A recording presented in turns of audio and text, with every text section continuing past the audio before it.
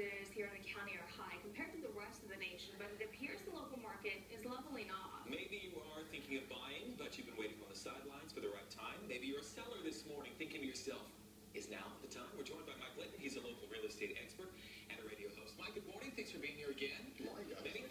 Yeah, of course. There are many things that go into buying and selling. I think the most important thing is timing. It's everything, right? Who's in a better position right now, buyers or sellers? Well, I mean, it depends upon where it's really localized. So, like, there are micro economies inside San Diego County. Really, sellers have an advantage when it comes to if their property's priced correctly. Buyers right now, it's starting to level off, and buyers are starting to have more power. So it's kind of even across the county as an average, I would say. But it depends upon where you're looking. If inventory's higher and there are several homes that are not priced competitively, then buyers have an advantage. Yeah, they do. Well, what advice would you give to maybe a first-time home buyer out there? Maybe just someone who's looking, they want to expand their family, and they want to move up. I would get pre-approved right now. I would call my lender today, get pre-approved. Is that a common mistake that people go out and they don't get that pre-approval? It's a huge mistake. It's a huge mistake. First of all, they don't know what they qualify for. Second of all, we're dealing with a completely different lending environment. I want that $5 million home in La Jolla. Oh, I can't buy that $5 million home? And as a listing agent, if I receive an offer and it doesn't have a pre-approval, then I'm not taking it as seriously as I am the one that has the pre-approval. So a lot of people don't realize how incredibly important it is that they get pre-approved, and especially right now, there's a sense of urgency because the Federal Reserve is getting ready to stop what we call quantitative easing.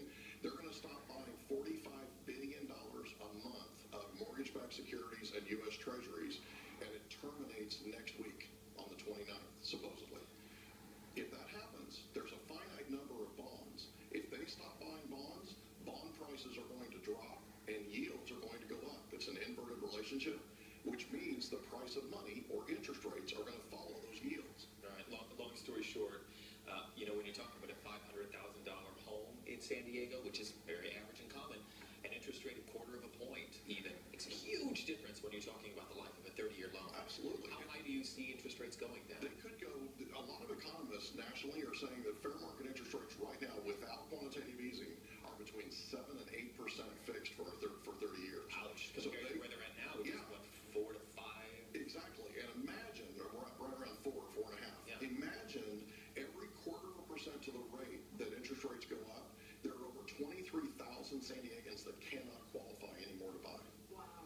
All right, so let's look into your crystal ball. Where do you see the market going within the next 6 months to a year? If quantitative easing is actually terminated next week, I see a major run. I see a couple of months of major activity because people are going to try to get in while they can kind of thing before interest rates really go too high. Right. I see a major run, but then I see it cooling off. So you're saying if you are thinking right now, lock the interest rate right now, do it. It's a no-brainer. If you're a seller, sell your house now, right now. If you're a buyer, lock your loan now. Call your lender, lock your loan. Okay. Well, let's talk about all the foreclosures that we had on the market. Real roller coaster since obviously 2008 when the market dipped.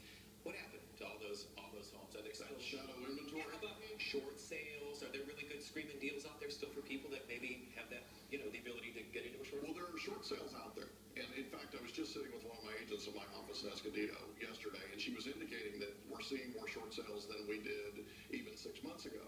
The challenge is the lenders are not negotiating on these short sales the way they used to. Lenders before were trying to get out of these short sales. They were trying to do anything they could do to move these properties. They're not in the real estate business. Now they're sticking to their guns, and they're making real estate professionals and the real estate market come to them.